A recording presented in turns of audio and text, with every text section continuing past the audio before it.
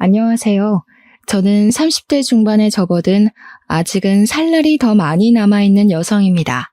저에게 몇 개월 전에 일어난 아주 기가 막힌 일이 있어서 한번 풀어보려 사연을 올려보게 되었습니다. 제 인생에 정말 큰 사건이기도 하고 황당한 일이기도 해서 어딘가에 속 시원하게 한번 털어놓고 싶었는데 이런 채널이 있을 줄이야 꿈에도 몰랐습니다.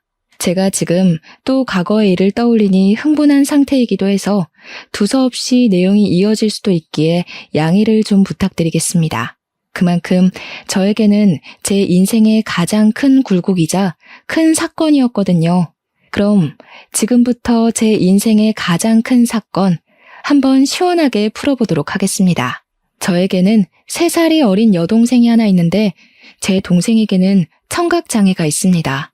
소리를 듣는 세포 자체에 문제가 있어 태어났을 때부터 청각 쪽으로 장애가 있었고 꾸준히 치료와 훈련을 통해 말은 어눌하게 할 수 있는 정도입니다. 우리 아버지의 사업이 인도네시아 쪽에서 남부럽지 않게 먹고 살 만큼 굴러가고 있었던 덕에 그 비싼 치료를 꾸준히 받을 수 있었습니다. 그래서 제 동생에게 청각장애가 있다는 걸 태어났을 때부터 인지하고 언어치료와 행동치료 같은 훈련을 받을 수 있었습니다. 지금이야 언어치료와 행동치료가 꽤 많은 센터에서 운영 중이기도 하고 예약만 잘하면 어렵지 않게 받을 수 있는 치료이지만 제가 어린 시절에는 아니었습니다. 각고의 노력 끝에 선생님을 찾아 만나게 되었고 들리진 않지만 입모양을 보고도 대략적인 대화를 따라올 수 있을 만큼의 훈련을 하게 되었습니다. 저희 가족은 당연히 동생과 함께 수화를 배웠고 집에서는 수화를 통해서 이야기를 하고 있습니다. 기술의 발전으로 인공 와우 수술이라 하여 청각장애가 있는 친구들에게 소리를 듣게 하는 기계도 나와 있긴 하지만 우리 동생은 세포 자체의 문제라 소용이 없다고 하더군요. 몇 번이나 해외로도 국내로도 알아봤지만 수술이 불가하다 하여 가족들은 수화를 하거나 입모양을 크게 벌리며 동생이 알아볼 수 있게 말을 하는 버릇이 있습니다. 장애라는 게 사람의 마음을 파먹기도 하지만 우리 가족은 있는 그대로의 동생을 받아들이고 있고 서로를 잘 보살피며 화목하게 살고 있었습니다. 학창 시절에도 동생을 괴롭히는 아이들을 항상 혼내며 동생을 보살폈고요. 동생이 수업을 잘 따라갈 수 있도록 제가 옆에서 많이 도와주었습니다. 당연히 우리 자매의 우애가 돈독할 수밖에 없었습니다. 거기다가 동생이 청각장애가 있기 때문에 뒤에서 뒷말을 하는 못된 아이들도 많이 있었기에 저는 그런 동생을 위한 슈퍼우먼이 되어야 했습니다.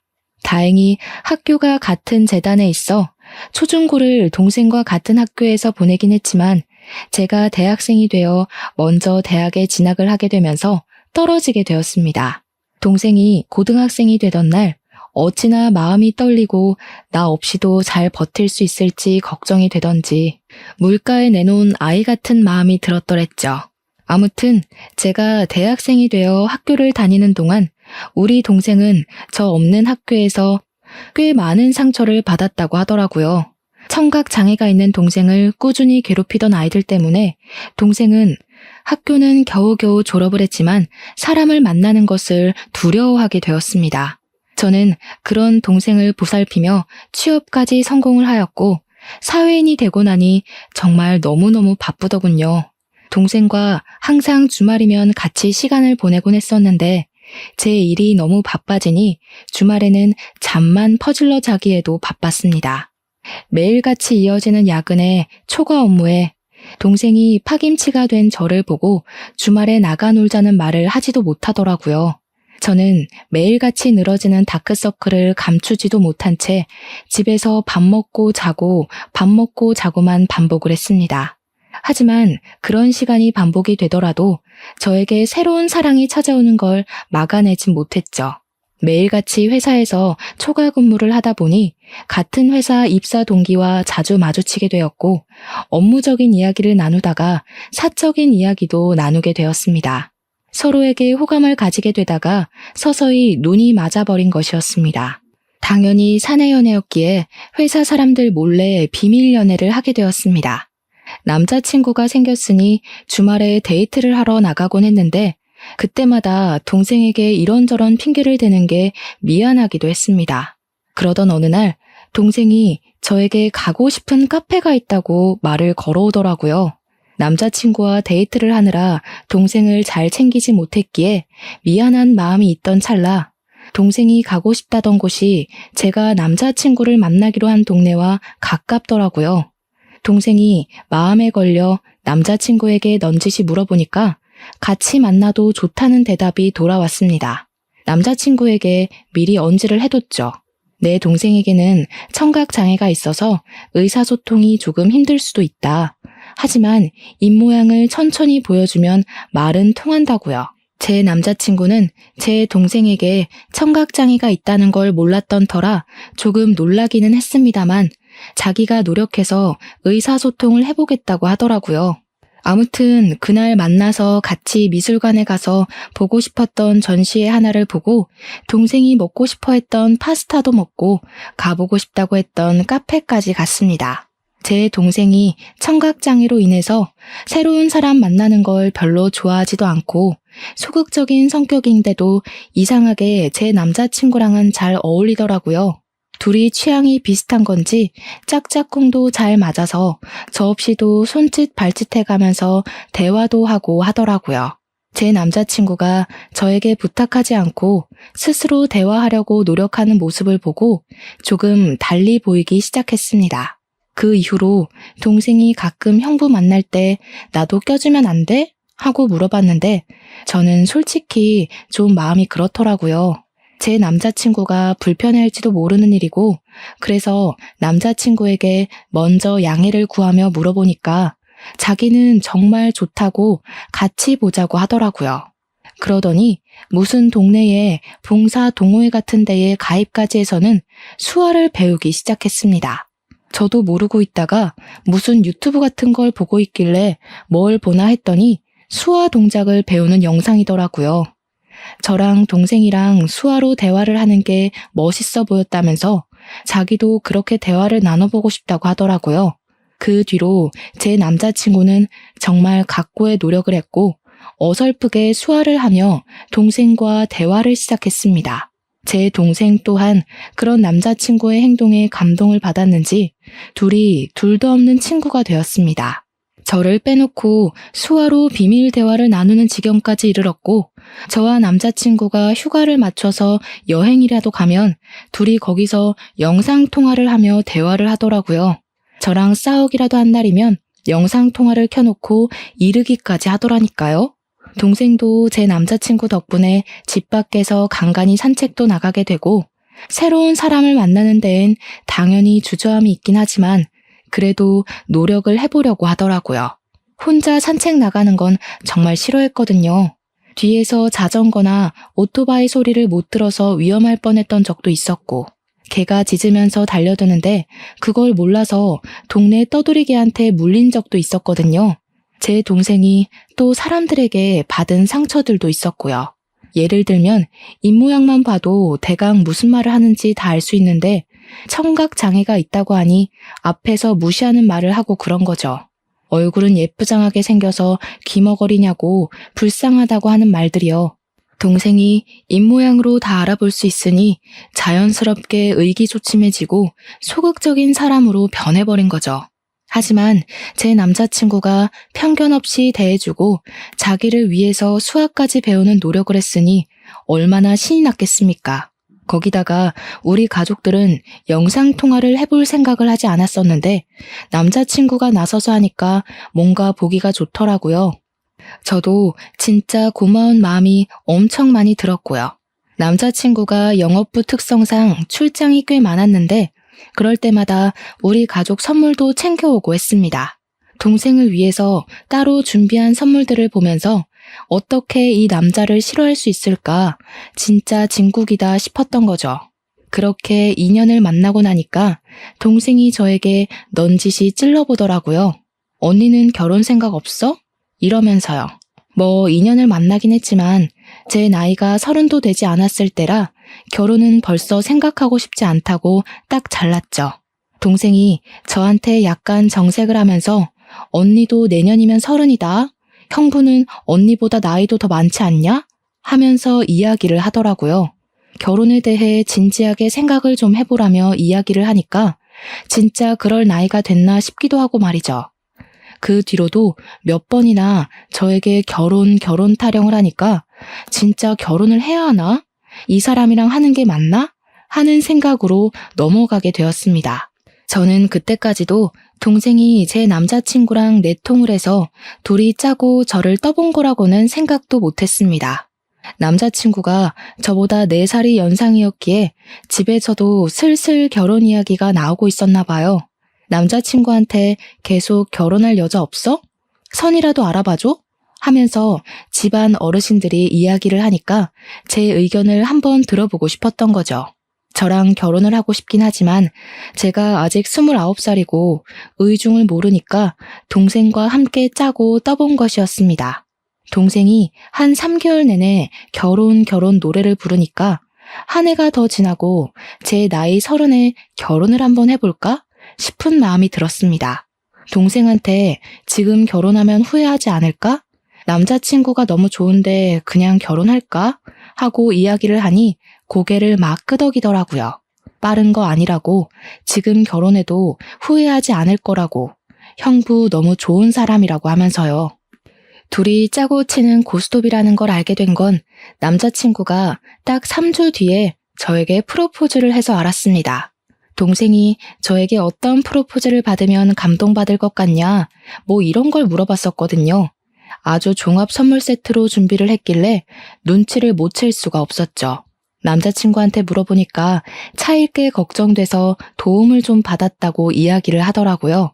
우리 처제가 내 편이라 정말 다행히 하면서 웃는데 그 모습까지 귀여워 보여서 이 남자랑 결혼해도 되겠구나 하는 마음이 들었죠.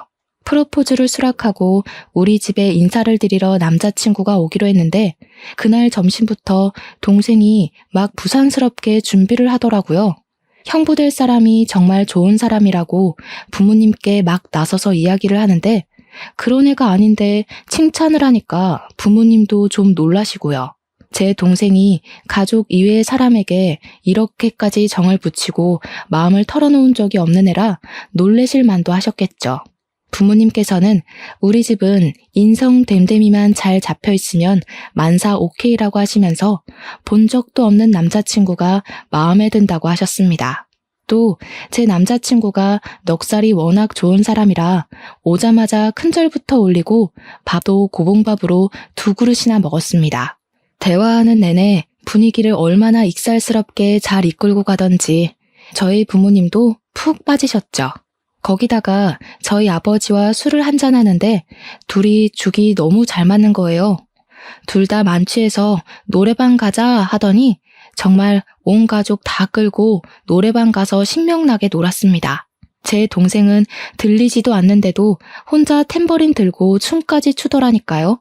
진짜 한 6개월치 웃을 거 그날 하루에 다 웃었다고 해도 과언이 아니었습니다. 아무튼 그날 우리 집에서 인사도 잘 드렸고 저도 예비시댁에 방문을 해서 인사를 드리기로 했는데 그제야 남자친구가 이야기를 털어놓더라고요. 사실 그동안 숨기려고 했던 건 아닌데 말하지 못한 게 있다면서 예비시댁의 집안 사정에 대해 이야기를 하기 시작했어요. 남자친구가 어릴 때 아버지께서 돌아가시고 집안의 가장 노릇을 쭉 해왔다고 하더라고요. 당연히 형편이 좋지 못해 대학도 못 갔고 바로 부사관으로 입대를 해서 군 생활을 하다가 27살에 전역을 했다고 하더군요. 할 줄 아는 게 없어서 2년 동안 각고의 노력 끝에 자격증들을 줄줄이 따게 되었다고 했습니다. 지금 회사에 입사를 하게 된 것도 고졸 전형으로 입사를 한 거라며 미리 말을 못해서 미안하다고 하는 겁니다. 아버지께서 돌아가실 때 빚을 좀 남겨놓고 가서 그 빚을 갚으라 여태 모아둔 돈이 별로 없다고 하면서요. 저는 솔직히 너무 놀랐죠. 거의 3년을 만났는데 그동안 그런 사정을 단 한 번도 비치지 않아서 몰랐거든요. 항상 깔끔하게 옷을 입고 다녔고 마음에 공허함이 있다거나 어딘가 부족하다, 모자라다 하는 느낌이 전혀 없어서 짐작도 하지 못했었습니다. 그것도 결혼 직전에 와서 그런 이야기를 하니까 순간 마음이 흔들리는 건 어쩔 수가 없더라고요. 제 눈에 동공지진이 일어날까 제 손을 딱 잡으면서 이야기를 하더라고요. 자기가 15년 동안 빚을 갚았다고, 고등학교 2학년 때부터 아르바이트를 해서 돈을 벌었다고요. 생활력 하나는 남들과 비교도 할 수 없게 좋고 무슨 일이 있어도 절대 굶길 일 없을 거라고 했습니다. 빚도 다 갚았고 집안에 돈을 퍼줘야 하는 것도 절대 아니니까 걱정하지 말라고요. 단지 집으로 인사를 드리러 갈 텐데 집이 많이 낡아서 보이는 게 전부가 아니라는 말을 하고 싶었대요. 아버지께서 돌아가시기 전에 남겨주신 집이라 차마 처분도 못하고 그 낡은 데서 온 가족이 살았다고요. 가족들의 소중한 추억이 담겨있는 집이라 상속 포기도 하지 못하고 돈을 다 갚을 수밖에 없었다며 덧붙였습니다. 저희 집이 아무래도 넉넉한 집안이다 보니 돈이 없는 사람과 결혼한다는 게 고된 일이라는 생각은 별로 하지 못했어요. 그런 거 있잖아요. 어차피 내가 돈이 있으니 내가 더 준비하면 된다는 안일한 생각을 했다고나 할까요?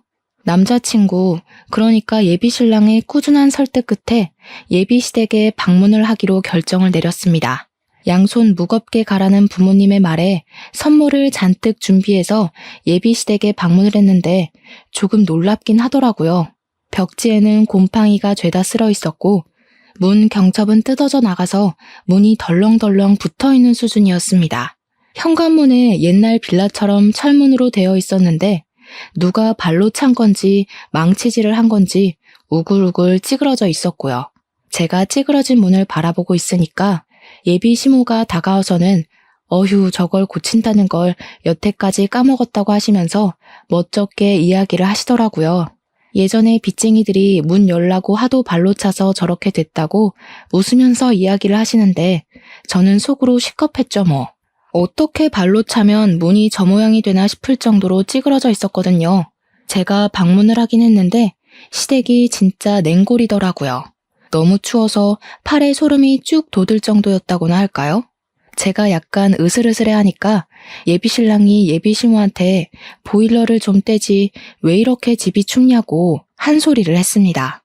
그러니 예비시모가 눈을 살짝 흘기면서 돈 아껴야지 무슨 보일러니 하면서 씻을 때나 잠깐 틀면 된다고 하시더라고요. 저보고 춥냐고 묻더니 집에서 입는 겉옷이 있다고 예비신랑이 군대에서 입었을 법한 깔깔이 같은 걸 하나 쓱 주시더라고요. 저는 집에서 입는 겉옷이 있다는 사실에 2번 놀랐죠. 거기다가 그 옷에서 나는 이상한 쩐내에 3번 놀랐습니다. 쿰쿰하고 뭔가 지린내 같은 쩐내가 나서 도저히 못 입겠다 싶어서 예비 시모에게 돌려드렸어요. 저녁이나 먹자고 하시길래 제가 뭐 도와드릴 건 없나 하고 기웃기웃하니까 예비 신랑이 앉아있으라고 하대요. 그 말에 예비 시모가 저한테 부잣집 아가씨라던데 그 손으로 뭘 하겠냐고 가만히 있는 게 돕는 거라고 하시더라고요. 그 말을 듣는데 약간 기분이 쎄한 것이 저를 별로 마음에 안 들어 하시나 싶기도 했습니다. 저녁밥이라고 대충 상을 차려주셨는데 물론 저희 집과는 가정 환경 자체가 차이가 나니까 그럴 수 있다 생각은 하면서도 영 기분이 별로인 거예요. 치킨 볶음밥 같은 거랑 김치만 냅다 올려져 있는 상이었는데 예비 시모가 우리 집 김장김치가 정말 맛있다면서 밥 2공기 먹어도 된다고 하시더라고요. 제가 밥을 젓가락으로 뒤적거리다가 이거 치킨이에요? 하고 물어봤더니 예비 시모 하는 말이 어제 치킨 시켜 먹고 남은 걸로 볶았다고 하시더군요. 음식 남기는 거 벌 받는 거라면서 환경 보호해야 된다고 덧붙이시는데 제 얼굴이 다 빨개지더라고요. 물론 제가 상다리 부러질 만큼의 식사를 기대한 건 아니지만 남은 치킨으로 만든 볶음밥에 김장김치 덜렁 있는 건 아무리 생각해도 아니잖아요. 제 표정이 점점 굳으니까 예비신랑이 안절부절하는데 저는 그러면 제가 사온 고기라도 구워주실 줄 알았거든요. 근데 그 고기는 나중에 우리 딸 오면 구워 먹어야지 하면서 냉장실로 직행하더라고요. 도저히 입맛이 없어서 밥 한 술 뜨지도 않고 수저를 탁 내려놨습니다. 그러니 그제야 예비신랑이 예비시모한테 화를 내더라고요. 아니 엄마, 내가 어제 준비 좀 잘해달라고 10만 원 드렸잖아요. 그 돈으로 장도 보고 하시라고요. 어제 네 조카들 놀러 왔던 거 몰라서 그래? 걔네도 힘들게 사는데 내가 장이나 보고 그럼 되겠니? 네 조카들 필요한 거 사라고 내가 용돈 줬다. 예비 신랑이 아니 그 돈을 그렇게 쓰면 어떡하냐 하면서 이야기를 하는데 대뜸 저한테 화살이 돌아오더라고요. 예비 시모가 저를 딱 보면서 말을 이어가셨습니다. 나한테 딸이 하나 있는데 우리 마지야 마지. 걔가 어릴 때 시집 가서 애들도 좀 크고 그러거든. 걔네도 고생하는데 돈은 없고 아무튼 학원 가야 하는데 돈 없다 난리를 쳐서 내가 용돈 좀 줬어. 아직 결혼도 안 한 사이에 서운하거나 뭐 그런 거 아니지?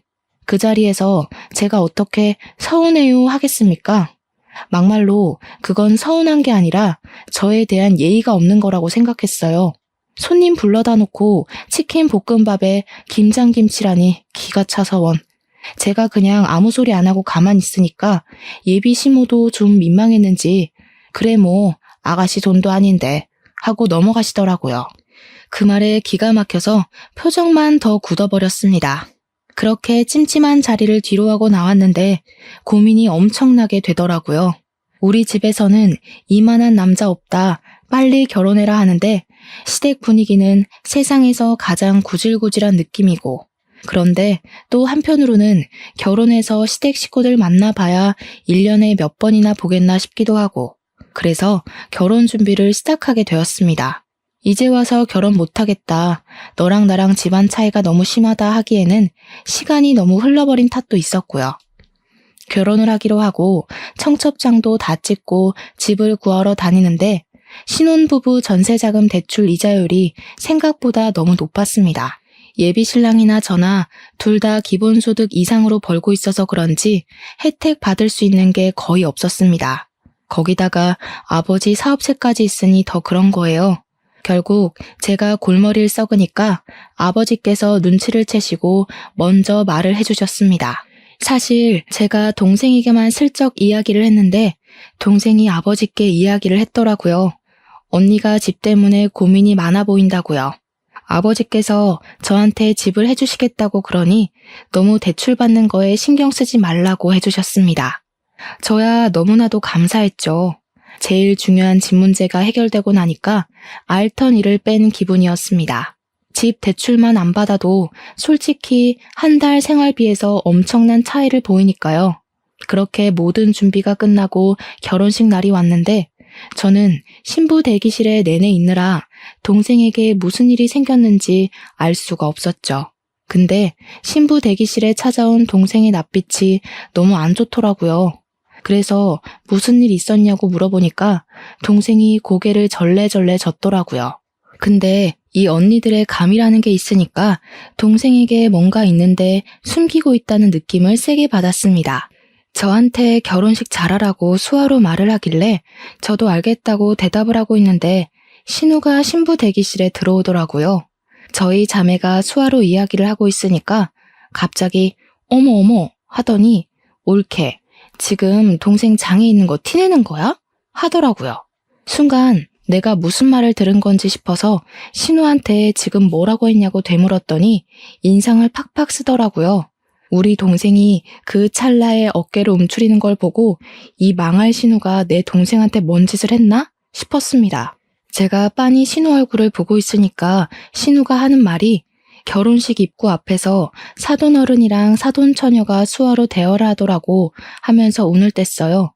그런데 자기 쪽 친척이 신분의 집안에 벙어리가 있냐고 물어봤다면서 그래서 벙어리가 아니라 귀머거리라고 했다고 이야기를 하는 겁니다. 순간 심장이 벌렁벌렁하면서 화가 엄청나게 나더라고요. 근데 신우가 거기서 멈추지 않고 선을 넘더라고요. 자기네 친척이 그런 거 다 유전병 아니냐고 물어봤다면서 동생이 장손인데 하자 있는 집에 장가 보내는 거 아니냐고 난리를 쳐서 자기가 곤란했다고 하더라고요.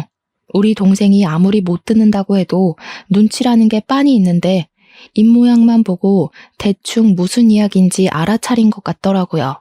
고개를 푹 숙이고 훌쩍거리는데 그 상황에서 열이 안 받을 언니가 어디 있겠습니까?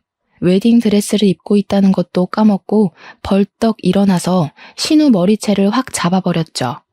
그러니까 도우미로 와주신 이모님이며 옆에 있던 제 친구들이며 놀래서 저랑 신우를 막 말리고 뜯어놨습니다. 제가 씩씩거리면서 머리가 다 헝클어진 신우를 향해 소리를 질렀습니다. 지금 그게 내 앞에서 할 말이에요? 유전병이 어쩌고 어째? 지금 말 다 했어? 결혼식장에 와서 축하해주기 바쁠 텐데 별 걱정을 다 하네 진짜. 나 기분 나빠서 결혼식 못하겠으니까 당장 가서 결혼식 취소됐다고 해요. 그러니 신우가 화들짝 놀라서 아니 뭐 그렇게까지 말을 하고 그러냐고 제 동생한테 내가 미안해 하는 거예요. 그 형식적인 사과에 화가 나서 지금 신우가 한 짓을 생각해보라고 내가 이 결혼식을 내 발로 들어가게 생겼냐고 하면서 소리를 질렀죠. 제가 신우 머리채를 잡았다는 게 신랑 귀에도 들어갔는지 신랑이 막 뛰어들어오면서 무슨 일이야? 왜 그래? 하더라고요. 도저히 분이 풀리지가 않아서 너네 친척들이며 너네 누나며 할 것 없이 내 동생 보고 기머거리니 벙어리니 유전병이니 정신 나간 소리 하더라 했습니다. 내가 지금 이 말을 듣고도 결혼식장에 들어가는 게 맞겠냐고 나 결혼 안 하겠다고 하니까 신랑이 신우 째려보면서 누나 하더라고요. 어떻게 사람이 그런 소리를 아무렇지 않게 하냐고 신우가 내 눈앞에 있으면 결혼식 안 하겠다고 했죠. 그 말에 신우가 놀래서 지금 동생 결혼식장에서 자기를 쫓아내는 거냐고 그런 말도 못해? 내가 못할 말했어? 하길래 또 열받아서 성큼성큼 갔어요. 머리채를 쥐어잡으려고 하니까 신우가 놀래서 피하더라고요. 신랑이 신우 보고 동생 결혼식 망하게 생겼는데 자존심 부릴 일이 남았냐면서 신우를 쫓아냈습니다. 진짜로 신우는 저희 결혼식장에 못 들어왔어요. 제가 신우 있으면 결혼 안 하겠다고 하고 대기실에 눌러 앉아버렸거든요. 신우 쫓아낸 거 확인하고 나서야 식이 시작이 되었고 찜찜한 마음은 그대로 제가 떠안게 되었죠 뭐. 결혼식이 끝나고 신혼여행길에 오르는데 제가 기분이 영 안 풀려서 동생한테 이야기를 했어요. 절대로 그런 이야기에 마음 쓰지 말라고. 못 배워먹은 인간들이 하는 말 귀담아 듣지 말라고 했죠. 그러고 비행기를 탔는데 남편이 저한테 그러는 거예요. 못 배워먹은 인간들이라고 한 거 사과하라고요. 제 남편이 대학을 못 나왔다고 했잖아요. 그래서 그런지 공부에 대한 자격지심을 좀 부리긴 했어요. 고졸 전형이랑 대졸 전형이랑 연봉 차이가 좀 있거든요. 남편이 영업부라 실적은 괜찮은데 기본급에서 차이가 나니까 대졸 전형자들이랑 크게 월급 차이가 나지 않았거든요. 거기다가 공부를 못해서 대학을 못 간 게 아니라 돈이 없어서 못 간 것이니 그럴 만도 했죠. 하지만 저도 제 동생이 그런 모욕을 당했는데 자존심이 있죠. 어떻게 냅다 사과를 하겠습니까? 저도 의견을 굽히지 않았고 사과는 못하겠다고 했습니다. 둘 다 자존심을 부리다가 신혼여행 가는 비행기 안에서 12시간 내내 아무 말도 안 하고 있었다니까요. 도착해서도 냉기만 폴폴 풍기다가 사과를 안 하면 같이 안 다니겠다고 먼저 선수를 치더라고요. 저도 굽히기 싫어서 너랑 안 다니겠다고 하고는 관광도 따로 다녔습니다. 혼자 며칠을 지내다가 결국 마지막 날이 되고 나서야 타협을 하게 되었죠. 사과를 하거나 그런 건 아니었고 서로 잘못한 거고 서로 기분 나쁜 상태니까 조심하자고 대충 휴전 정도만 한 거죠.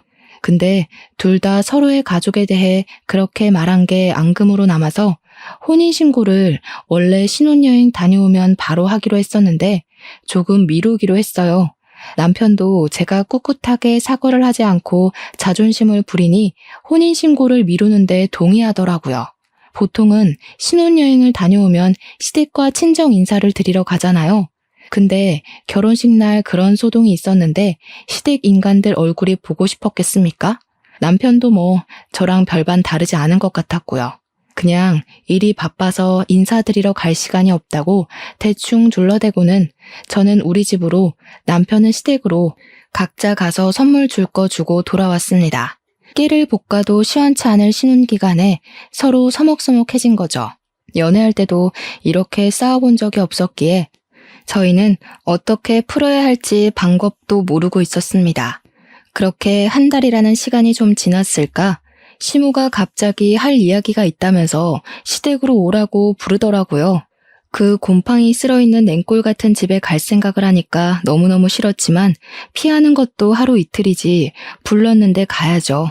퇴근하고 남편이랑 같이 찾아가니까 시모가 그러더라고요. 예, 너네 집 말이다. 아무리 사돈어른이 해줬다고 해도 그렇지 어떻게 부부간에 정도 없이 딱 네 명의로 했니? 저희 아버지께서 제 결혼 선물로 해주신 건데 당연히 제 명이죠. 그러면 세금을 좀 많이 내야 하지 않니? 우리 아들 명의로 했으면 세금도 덜 내고 얼마나 좋아. 세금이 다 똑같죠. 얘가 뭘 모르네. 우리 아들이 산 것처럼 매매 형식으로 꾸몄으면 얼마나 좋니? 너한테 가면 상속세도 물어야 할 텐데 당연히 세금이 더 나오지. 애가 헛똑똑이야. 저희 아버지께서 사업체를 운영하고 계신데 지금 탈세를 하라고 하시는 거예요. 어차피 세금도 저희 아버지께서 다 내주셨는데 뭐가 문제라는 거죠? 아버지께서 저한테 돈 쌓아두면 뭐하냐고 딸한테 주는 건 아깝지 않다고 하셨거든요. 그래? 처가 사랑은 사위라던데 사위한테도 아깝지 않으시겠지? 우리 아들 정말 장가 하나는 기가 막히게 갔나 보다. 생각해보니까 사돈네는 전부 딸만 있잖아. 사업은 자고로 남자가 해야 제대로 굴러가는 법인데 사돈댁에는 아들이 없으니까 우리 아들한테 딱 물려주면 되겠다 싶은 생각이 들더라고. 그 말을 듣는데 욕심낼 걸 욕심내야지 진짜 기가 막히더라고요. 가뜩이나 시댁에 대한 인식이 바닥을 치고 있는데 저런 욕심까지 내니까 저게 사람인가 하는 생각도 들고요. 결혼한 지 한 달 막 지났는데 왜 남의 집 사업에 관심을 가지고 욕심을 내는지. 저희 아버지께서는 기업은 기업인이 운영해야 한다는 주의셔서요. 가족들에게 승계할 생각 전혀 없으시고요. 나중에 은퇴하실 때 전문 경영인 두실 거래요. 아니 왜? 그 귀한 사업체를 남에게 맡기니? 우리 아들이 얼마나 노력해서 지금 회사 입사했는지 너는 알지? 우리 아들 능력 한번 보면 말이 달라지실 거다. 그러지 말고 이참에 사돈네 회사에 우리 아들 한 자리 주라고 좀 해봐. 한 자리에서 능력 좀 보고 기업도 물려받고 하면 딱이지 않겠어? 우리 며느리 능력 좀 한번 보자. 남편이 잘 돼야 아내도 편한 법이야. 어머님, 지금 아들 취업 청탁하시는 거예요?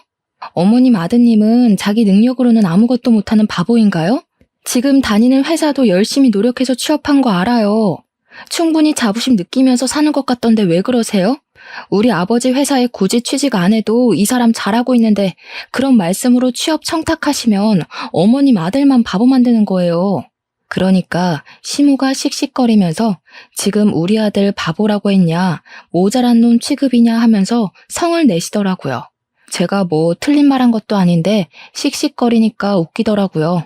저도 제 할 말 끝났으니까 그냥 자리에서 일어나 버렸습니다. 그 자리에 더 앉아있어 봐야 얼굴 붉힐 일만 남은 것 같고 이런 취업 청탁이 영 듣고 싶지도 않았고요. 결혼했다고 우리 아버지 사업체까지 자기 몫으로 만들어버리려고 하는 파렴치한 시모 앞에서 하하호호 웃으면서 밥까지 먹었다가는 체할 것 같았거든요. 그래서 가방 들고 나오니까 남편이 뒤따라 나오더니 제 팔을 확 잡아채는데 그 힘이 너무 세서 팔이 빠지는 줄 알았습니다. 제가 당황한 나머지 악소리를 내면서 지금 뭐 하는 거냐고 힘자랑하냐고 한마디 했죠. 그러니까 시모가 저를 보면서 혀를 끌끌 차면서 왜 따박따박 시모한테 말대답을 하거든요 한 소리 하는 거예요. 남편은 눈을 크게 뜨고 제가 하는 행동이 잘못됐다는 식으로 바라보고 있고 시모는 뒤에서 구시렁거리고 이것들이 죄다 한패인가 본색을 벌써 드러내는 건가 막 온갖 잡생각들이 머릿속에서 춤을 추더라고요. 제가 못할 만한 것도 아니고 왜 남편 몫이 아닌데 자꾸 욕심을 내는 거냐고 했습니다.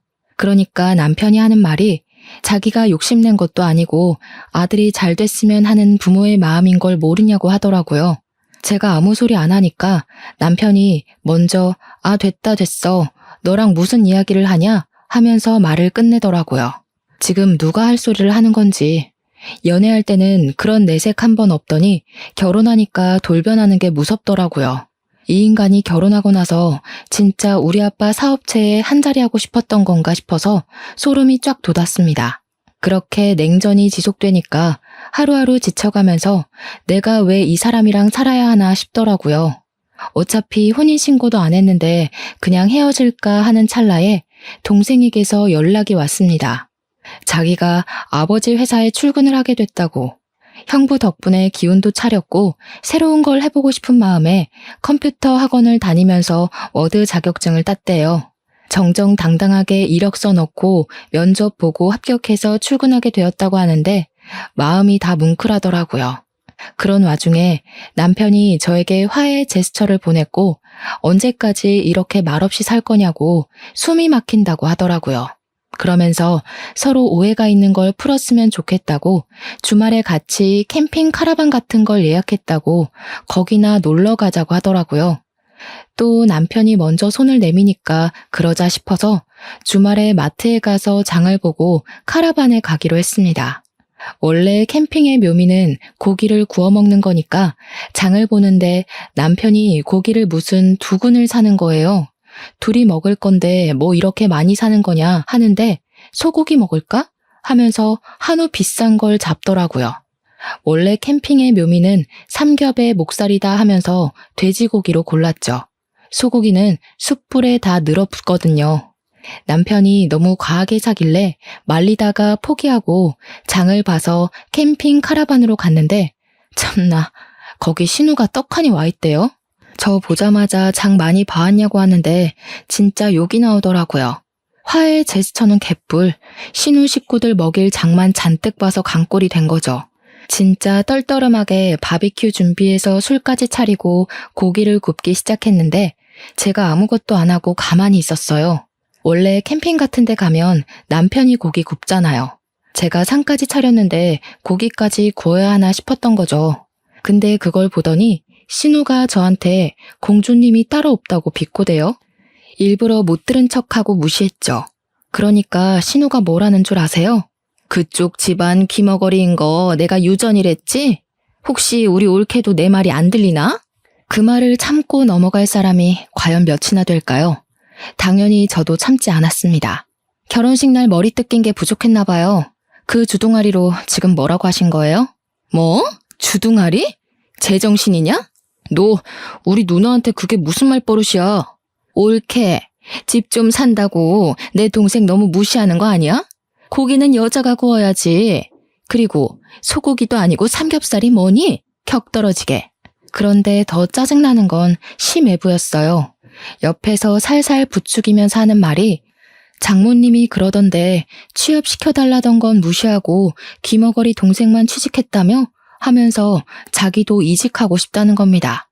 만년 과장으로 살 수는 없고 어디 이사나 전무자리 좋은 데 있으면 자기랑 저희 남편 취업 좀 시켜달라고요. 열이 뻗쳐서 말로 싸우기를 포기하고 사왔던 돼지고기 2근을 전부 심해부 신우 남편의 얼굴을 향해 던졌습니다. 다들 생고기를 처맞고 깍깍거리는데 저도 씩씩거리면서 할 말 다 했죠. 아줌마는 여자 아니야? 시자 붙었다고 시킬 생각만 하네. 그러지 말고 손수 모범을 좀 보이던가. 그리고 전무나 이사? 아저씨가 할 줄 아는 게 뭐가 있다고 그 자리를 달래? 우리 아빠 회사가 무슨 구멍가게인 줄 알아? 능력이 있어야 뭘 시켜주든지 말든지 하지. 취업 청탁은 누가 하는 건데 지금 누구 보고. 내 동생은 당당하게 이력서 넣고 합격한 거거든? 진짜 살다 이런 개차반의 무식한 인간들 처음 본다. 그러니 남편이 뭐? 무식? 내가 그런 소리 하지 말랬지? 하면서 달려들더라고요. 야, 돈 없어서 대학을 못 갔다고? 웃기지 마. 장학금도 있고 학자금 대출도 있는데 뭔 핑계야. 그냥 네 성적에 그저 그런 대학 가야 하니까 핑계대고 부사관 간 거겠지. 그리고 그 고기 잘 씻어서 먹으면 되지 않겠어? 가족들끼리 두런두런 좋은 시간 보내고 우리는 여기서 갈라섭시다. 혼인신고도 안 했겠다. 집도 4명이겠다. 혼수도 내가 해왔겠다. 몸만 나가면 되지? 옷까지 몇 개 있는 거 그건 택배로 보내둘게. 착불로. 남편이 뒤에서 부들부들 떨면서 진짜 가면 이혼이야 하는데 저는 이미 갈라서기로 결심했는걸요. 그대로 운전해서 신혼집 비밀번호부터 바꿔버리고 대충 짐 싸서 친정으로 도망을 왔습니다. 친정 부모님이 놀라시긴 했지만 제가 차근차근 모든 일을 이야기하니까 아무 소리 하지 않고 잘했다고 해주셨어요. 그 와중에도 카라반에서 1박을 하고 온 건지 다음날 집 비밀번호 뭐냐고 난리치는 거, 내 집에 자꾸 들어가려고 하면 가택 침입으로 고소하겠다고 했습니다. 친정집에서 출퇴근을 하는데 같은 회사를 다니고 있으니까 회사에서도 계속 찾아와서 난리를 치더라고요. 한 열흘 지나니까 저도 스트레스를 받고 아버지께서 저한테 그러지 말고 아버지 회사에 들어오는 게 어떠냐고 하셨습니다. 회사에 바로 사표 던지고 아버지 회사에 낙하산으로 들어가기로 했죠. 사표 내고 오전 중에 신혼집 가서 남편 물건 택배로 보내고 나왔는데 오후에 퇴근하고 나서 또 비밀번호 타령하길래 바로 경찰 불렀습니다.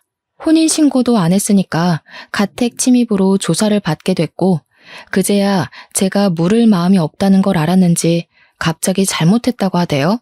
소 잃고 외양간 고치는 것도 아니고 저는 이미 결심이 섰기 때문에 싹 무시했습니다. 며칠이 더 지나자 이번에는 시모가 재산 분할을 해달라고 연락이 온 거예요. 어디서 뭘 찾아본 건지 재산 분할은 귀책 배우자 상관없이 하는 거라고 당당하게 말하길래 저도 이야기해줬죠. 변호사한테 물어보라고. 고작 5달 살았는데 무슨 재산 분할을 해주냐고요. 거기다가 아직 혼인신고도 안 했는데 재산 분할할 대상도 아니라고 하니까 시모도 변호사한테 물어봤나 봐요.